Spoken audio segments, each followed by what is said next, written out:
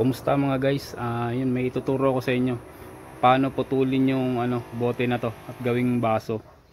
Itong bote ng Red Horse ito. Balit nung kailangan natin ito, una, bote ng Red Horse, alambre, tapos kandila ito, posporo, tapos liha, plies, tsaka yung tubig ito. Ito siya.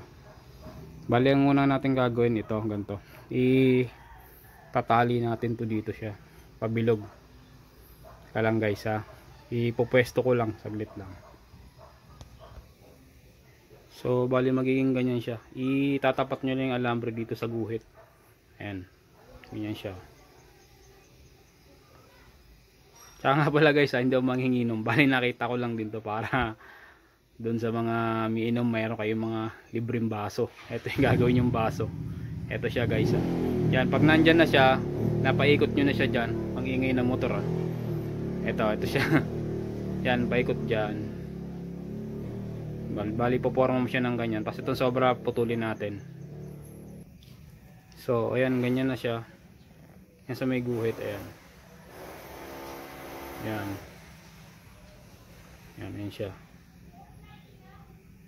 Pag naikabit na natin siya ng ganyan, sindihan na natin yung kandila.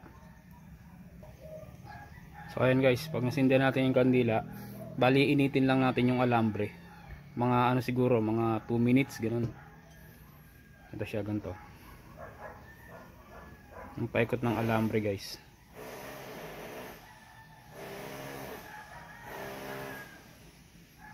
Mga 2 minutes, ganun. Iikot na siya.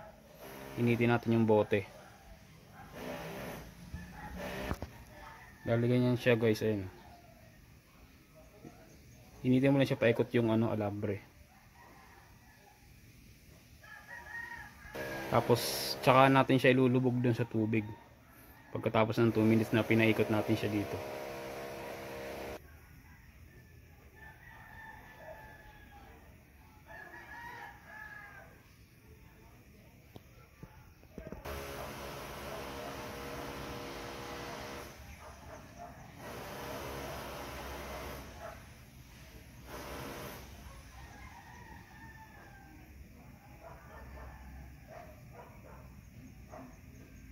Ayan guys, i-try natin yung lubog sa tubig, dahan-dahan lang.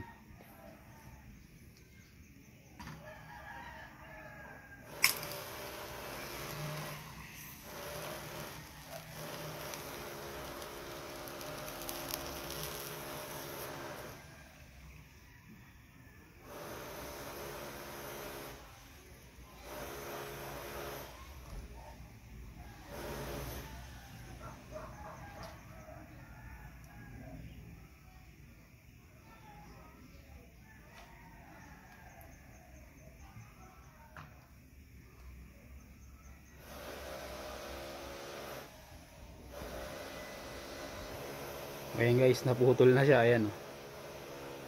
Ayan, baso na siya guys, ayan na. Tagumpay.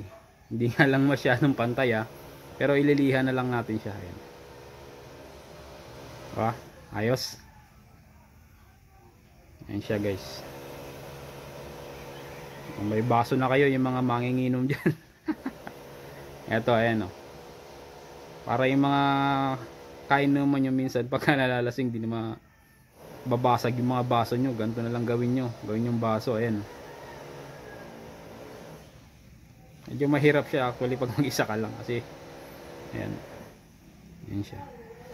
Yan, yung mga palibot ng bilog na yan, bali ililihan na lang natin para kuminis tsaka hindi masugatan yung bibig nyo.